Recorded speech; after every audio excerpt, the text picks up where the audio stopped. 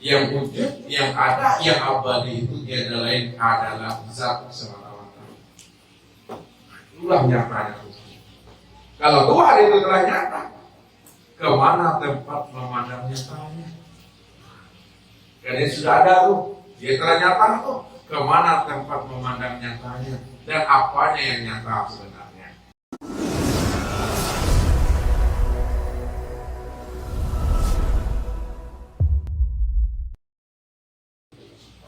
Makanya pada saat diri kita telah binasa, diri kita telah mati, ketika itulah betul-betul nyatalah diri Tuhan itu. Kalau diri kita telah binasa, maka nyatalah Tuhan yang bernama Allah. Nyata Tuhan itu. Ini yang dikatakan, La ilaha illahu kullu syai'in halikun ila wajhahu. La ilaha illa huwa kullu syai'in halikun illa wajhahu. Tidak ada Tuhan yang wujud, yang hidup, melainkan yang wujud dan hidup itu adalah Dia. Dia Allah. Kullu syai'in, tiap-tiap segala sesuatu itu hakikatnya adalah halikun, hakikatnya itu adalah binasa, hakikatnya itu adalah tiada, hakikatnya itu adalah mati. Kalau hakikatnya tiada dan mati, illa wajhahu, yang wujud, yang ada, yang abadi itu tiada lain adalah zat semata-mata. Itulah nyatanya. Kalau Tuhan itu telah nyata, kemana tempat memandang nyatanya? Karena sudah ada tuh, dia telah nyata tuh, kemana tempat memandang nyatanya? Dan apanya yang nyata sebenarnya? Ya, tempat memandang nyatanya dan apanya yang nyata? Tempat nyatanya itu, itulah memandangnya kepada insan. Apanya yang nyata pada insan itu? Yang nyata pada insan itu adalah zatnya. Yang kedua, nyata akan sifatnya. Yang ketiga, nyata akan asmanya. Yang keempat, nyata akan afalnya. Jadi betul-betul kita bisa melihat dan menyaksikan nyatanya Allah itu pada insan. Itu maksudnya nyatalah zat Allah pada insan, nyatalah sifat Allah pada insan, nyatalah asma Allah pada insan, dan nyatalah afal Allah pada insan. Kalaulah nyata zat Allah pada insan apa sebutannya? Jadi nyatanya zat Allah pada insan ini disebut namanya dengan sir. Ini disebut namanya rahasia. Makanya diri insan itu disebut rahasia diri zat. Rahasia diri kita itu disebut rahasia diri zat, diri Tuhan. Yang kedua, kemana pula tempat memandang nyatanya sifat Allah pada insan? Tempat memandang nyatanya sifat Allah pada insan ini disebut namanya dengan ruh. Jadi pada diri insan nyatanya sifat Allah itu disebut namanya ruh. Yang ketiga, nyatanya asma Allah pada insan, ini disebut namanya dengan hati. Bahwa hati kita itu tempat memandang nyatanya asma Allah. Dan yang terakhir, nyatanya afal Allah pada insan itu terlihatlah pada batang tubuh. Jadi tubuh Bapak Ibu itu tempat nyatanya memandang afal Allah. Hati kita tempat nyatanya memandang asma Allah. Ruh kita tempat nyatanya memandang sifat Allah. Dan sir kita juga tempat nyatanya memandang zat Allah. Itu maknanya, kalau sir, ruh, hati, dan tubuh ini tempat memandang nyatanya zat, sifat, asma, dan afal Allah, kumpulan zat, kumpulan sifat, asma, dan afal pada insan ini yang dikatakan namanya dengan wujudullah. wujudullah, adalah wujudnya Allah. Jadi yang dikatakan wujudullah itu pada insan itu kumpulan kesempurnaan memandang zat, sifat, asma, af'al Allah pada insan, itu disebut namanya wujud Allah. Ini dia wujud Allah, kesempurnaannya.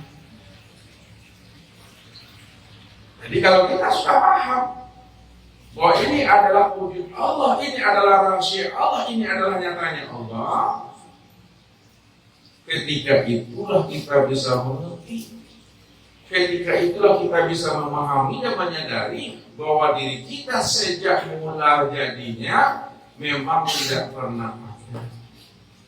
Diri kita sejak mula adanya memang tidak pernah ada. Kalaulah diri kita sejak mula jadinya tidak pernah ada, diri kita sejak mula adanya tidak pernah ada, kapan tidak ada? Diri kita ini dikatakan sejak mula jadinya tidak pernah ada pada saat Allah itu telah wujud. Ya. Kalau Allah telah wujud, kalau Allah sudah nyata, maka ketika nyata dan wujudnya Allah itu sebenarnya diri kita nggak pernah ada. Kalaupun disebut diri kita ada diri kita itu di dalam tiada. Ini Allah katakan, waqad khalaqtuka min qablu wa lam takun syai'an. Sungguh aku telah menjadikan akan dirimu, padahal dirimu pada waktu itu belum ada sama sekali. Mana yang dikatakan dirimu telah ada sebelum aku adakan? Itu maksudnya tadi itu adalah Nur Muhammad ini. Walaupun Nur Muhammad itu belum ada, walaupun diri kita itu sebenarnya belum ada, namun sebenarnya adanya Nur Muhammad itu di dalam yang tiada tadi ini hal di dalam yang kosong. Jadi kalau diri kita ini ada dalam tiada, maka diri yang ada dalam tiada itu yang dikatakan min ibadihi juz'an, bahagian daripada diri itu.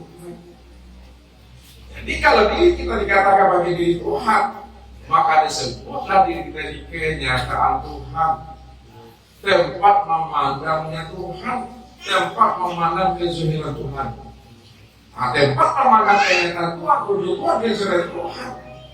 Itu tiada lain adalah diri Tuhan itu cuma yang ada semata-mata. Di situ letaknya kiamu binam sini, tidak ada di kita. Jadi kalau sudah sempurna pandangan Bapak Ibu, maka tidak boleh kita ngaku-ngaku Tuhan di situ. Itu kuncinya. Ya. Tak boleh kita ini ingin jadi Tuhan, tak boleh kita menyanding-nyandingkan diri kita dengan Tuhan, tak boleh kita merampok hak Tuhan. Karena mengkaji diri, mengenal diri, bukan untuk menjadi Tuhan, bukan untuk ngaku-ngaku Tuhan, tapi belajar mengenal diri untuk memahami bahwa diri kita tidak ada, yang ada itu hanya Allah semata-mata. Itu yang dikatakan oleh Nabi, man arafallahu kala lisanuhu, man arafallahu kala lisanuhu.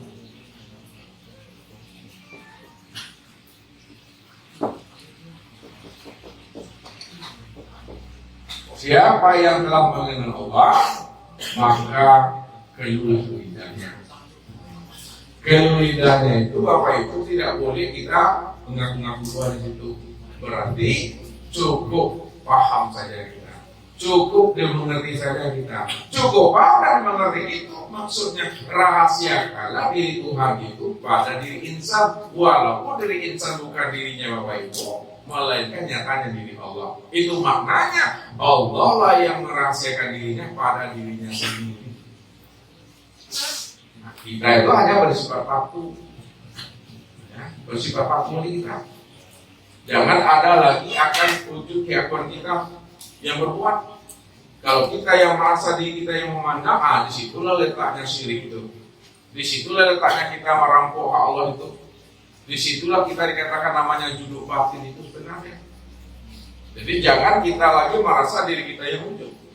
Jangan kita merasa diri kita yang sama pasar, yang kalam, yang ilmu, yang mudah dan yang itu.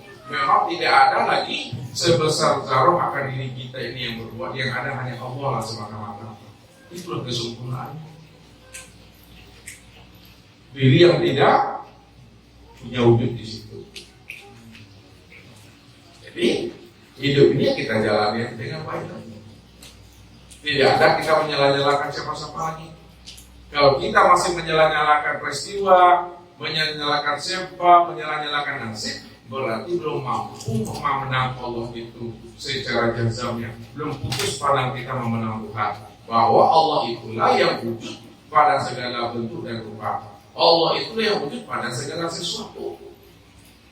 Segala wujud, segala bentuk dan rupa, itulah nyata dari kesesuaian Allah itu sebenarnya.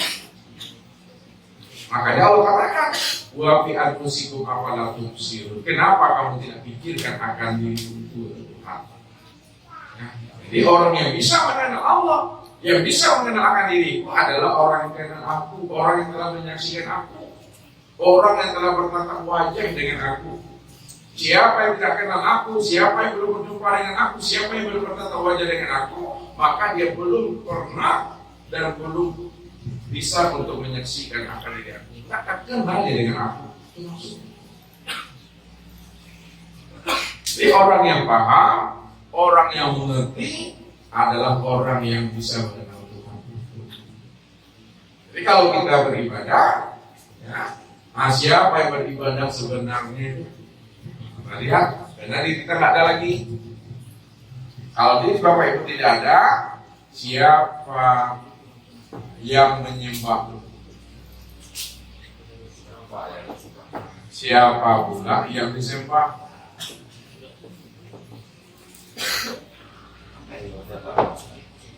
Siapa yang menyembah?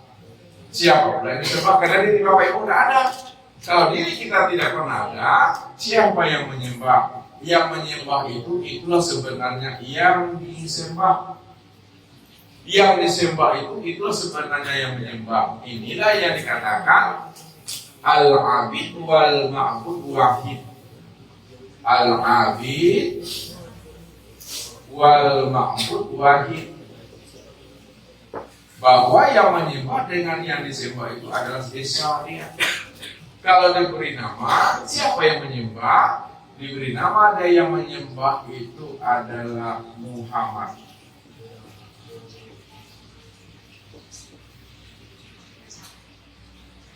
Dan siapa yang disembah? Yang disembah itu adalah Allah. Jadi Muhammad yang menyembah Allah. Namun setelah kita paham bahwa Muhammad itu adalah sifat, ya, dan Allah itu adalah zat, itu sebenarnya zat itu, ya, dengan sifat itu sebenarnya adalah esa. Untuk memandang zat, pandang kepada sifat. Kalau untuk memandang zat kepada sifat, maka sebenarnya sifat itulah yang dikatakan zat itu sebenarnya. Kalaulah zat itu yang bernama Allah, untuk memandang Allah, lihatlah kepada Muhammad. Siapa Muhammad? Muhammad itu yang sebenarnya Allah. Karena Muhammad itu adalah wujud diri Allah, sedangkan Allah itu adalah nama daripada dirinya Tuhan. Lagi, Allah ini nama daripada dirinya Tuhan, sedangkan Muhammad nama daripada wujud dirinya Tuhan itu. Disitulah letaknya diri dengan sifatnya tidak pernah berpisah cerai dia. Ya, dia yang mengingat, dia pula yang diingat. Namun kata kuncinya Bapak-bapak dan Ibu, kalau dia cuma yang mengingat, dia yang diingat, dia yang menyembah dan dia disembah, maka tidak ada kata-kata itu lagi yang mesti diungkapkan. Cukup diam saja di sini. Sebab kalau Bapak Ibu sampaikan juga, nah ini nanti bagi yang tidak paham akan menimbulkan namanya fitnah. Allah menyembah Allah. Allah menyembah dirinya. Untuk apa Allah menyembah Allah? Untuk apa Allah menyembah dirinya? Nanti lain yang disebut, lain pula lah yang dimaksudkan dari ini berbahaya. Yang ditunjuk lain, yang disebut lain pula. Yang dikatakan lain, yang diutarakan lain pula. Jadi nggak boleh lagi menyebutnya. Cukup paham. Kalau kita paham, Itu artinya Allah sajalah yang di situ yang menyaksikan akan dirinya. Allah lah di situ yang memperbuat akan dirinya. Allah lah di situ yang memuji akan dirinya. Allah pula yang di situ menikmati akan perbuatan dirinya sendiri. Padahal kata-kata itu pun nggak boleh diungkapkan, nggak boleh disebut. Artinya namanya rahasia. Bukan rahasia kalau dikatakan. Tapi kenapa dikatakan? Karena untuk membukakan rahasia itu sebenarnya. Makanya dikatakan oleh ulama, ma'yah perlu banyak syafatain ila isyarat wal iktibar. Apa yang keluar dari dua lisan ini, dua bibir ini, itu hanya menunjukkan isyarat saja. Ya. Tapi pahamilah makna di balik isyarat itu. Pahami kata di balik ibarat itu. Bukan katanya yang dituju, bukan katanya yang dimaksud, tapi di balik kata itulah kita tuju dan kita maksud itu sebenarnya. Kalau disebutkan untuk mengutarakan, kalau disebutkan untuk menyampaikan paham supaya orang yang tidak paham betul-betul jelas dan paham dia paham. Selalu Ustaz contohkan namanya dengan mic ini. Ini mic. Wujud mic ini? Nyata mic ini? Kalau mic ini wujud dan nyata, kalau sekiranya bapak-bapak ini diam saja, apakah tidak wujud mic ini? Apakah tidak nyata mic ini kalau kita diam? Diam? Apakah tidak nyata? Apakah tidak wujud? Tetap wujud, tetap nyata walaupun kita diam. Tapi untuk apa kita nyatakan juga? Kalau ini sudah nyata. Untuk apa kita katakan juga kalau ini sudah jelas? Kita mengatakan mic itu wujud dan nyata hanyalah untuk menjelaskan barang yang sudah jelas, untuk menjelaskan barang yang sudah nyata, untuk menerangkan barang yang telah ada. Untuk siapa? Untuk orang yang mau memahami bahwa Allah itu memang betul-betul wujud dan nyata. Kalau sudah paham, sudah sama-sama mengerti, banyak senyum ya Bapak Ibu. Ya, jangan dicari-cari juga apa itu. Buktinya, kalau ini tangan kita udah jelas, ini tangan kita kita goyang-goyangkan, kita ambil, ini dicari juga tangan lagi itu. Aku butuh sangi kamu.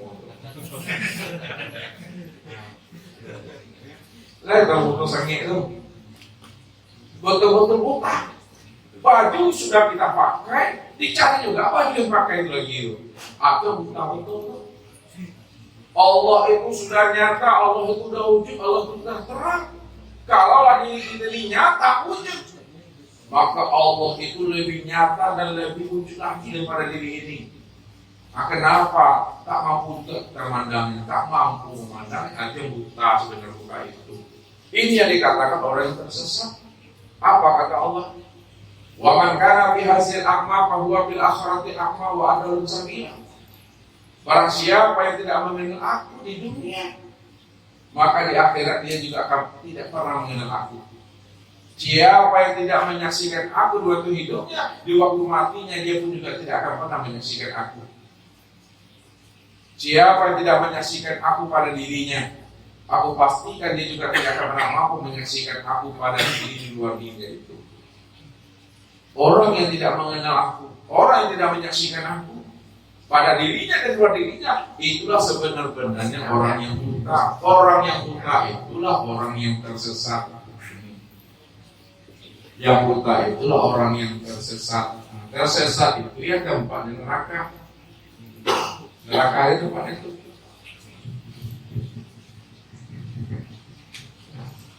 Makanya neraka yang kita tadi itu betul-betul neraka yang paling dalam. Ya, neraka jahanam dibahasakan Allah. Innahu mayakni rabbahu mujriman fa inna lahu jahannam. Barang siapa yang datang kembali kepada aku, dia dalam keadaan buta, dia dalam keadaan tersesat disebabkan tidak mengenal aku, fa inna lahu jahannam. Maka aku benamkan dia ke dalam neraka jahanam itu. Itulah orang yang lebih sesat daripada hewan ternak kata Allah. Hewan ternak itu tak mampu dia memandang dan menyaksikan Allah karena tidak diberikan Allah akal. Wajar saja dia tidak mampu memandang dan menyaksikan Allah karena akal ada. Tapi manusia diberikan Allah akal, diberikan Allah namanya hati, diberikan Allah namanya rasa. Kalau manusia itu diberikan Allah akal, hati, dan rasa, maka dengan akal, hati, dan rasanya tidak mampu dia memandang Allah. Maka itu dikatakan Allah kal an'am balhum adol itu. Mereka itu sama seperti hewan ternak, bahkan lebih sesat daripada hewan ternak. Balhum adol. Mulai kamu ini, mereka lah orang yang lalai itu. Jadi orang yang tidak mengenal Tuhannya, walaupun zahirnya manusianya yang nampak, tapi kalau dipandang dengan pandangan ainul basirahnya, maka macam-macam yang nampak sama kita itu. Ada yang kerbaunya, ada yang sapinya, ada yang untungnya, yang kapal untung. Nah ini yang disampaikan Nabi, ittaqu firasatal mu'min fa innahu binurillah. Takutlah kamu dengan firasatnya orang yang mukmin. Takutlah kamu dengan kasatnya hati orang mukmin. Takutlah kamu dengan kasatnya hatinya orang yang beriman itu. Karena dia memandang bukan dengan ini. Dia memandang bukan dengan mata zahir. Dia melihat bukan memandang dengan mata luar, tapi dia memandang, melihat itu dengan mata dalam, dengan pandangan hatinya, dengan pandangan hakikat mata hatinya. Itu disebut pandangan ainul basir. Makanya pantaslah dikatakan oleh Rasul, man akhraja nafasin bi ghairi zikrillah fa huwal mayyit. Ya. Mislul hayawan dunal bakara wal khinzir. Barang siapa napas yang tunai ini, napas yang keluar masuk ini tidak ingat dia akan Allah, tidak mampu dia menyaksikan Allah, maka orang itu sama seperti bangkai. Bangkainya itu bangkai hewan, tapi bukanlah bangkai sapi, namun adalah bangkai babi. Bukan bangkainya sapi, tapi adalah bangkainya babi. Pantas Allah mengatakan itu. Wa khusilama bisudur. Aku akan tampakkan, aku akan perlihatkan dirinya yang sebenar-benar dirinya itu. Belum dia mati telah menjahilkan wujud dirinya. Bagi orang yang kasar, tidak ada namanya kebetulan Allah. Memandang itu kayak memandang di balik cermin itu. Tembus mandangnya itu. Kita saja merasa kita ini orang yang ganteng, padahal itu kerbau. Kita merasa diri gagah, padahal itu onta. Jadi pandangan zahir ini selalu menipu. Pandangan dalam kita akan menipu ya. Maka zabal fuad maro'ak. Pandangan hati, pandangan fuad tidak pernah bohong. Apa yang dilihatnya, tapi pandangan mata zahir ini selalu bohong ya. Contohnya, ketika tengah hari jam 1 atau jam 12, pada saat kita memandang ujung jalan itu, yang nampak itu adalah genangan air. Namun setelah kita kejar genangan air tadi, sampai di situ rupanya nggak ada airnya. Ini yang disebut namanya pandangan yang fatamorgana. Pandangan yang semu. Ini yang mesti dipahami. Jangan sampai pandangan kita ini pandangan yang semu dan pandangan yang fatamorgana. Jadi supaya tidak semu, memandangnya itu dari dalam. Dari dalam memandangnya baru bawa keluar, bukan dari luar dibawa ke dalam. Memandang dari dalam itu, memandangnya itu dengan ain basirah. Nah setelah memandang dengan ain basirah, baru dia zahir dia kepada mata luar ini. Makanya mata dalam ini, mata batin ini adalah ruhnya mata zahir ini yang sebenarnya. Jadi yang batin itu adalah ruhnya dari mata yang zahir. Jadi bukan mata zahir ini yang memandang, tapi mata dalam yang memandang. Siapa itu? Basir. Si basir itu yang memandang. Kalau kita paham si basir mana, siapa si basir itu sebenarnya? Si basir itu adalah Allah. Allah itu yang si basir itu. Kalau udah Allah, maka terpusat saja Bapak itu. Nah, tidak mungkin tuh, karena dia palu 5 yurid. Kita aja selalu bermain akal, bermain logika ya.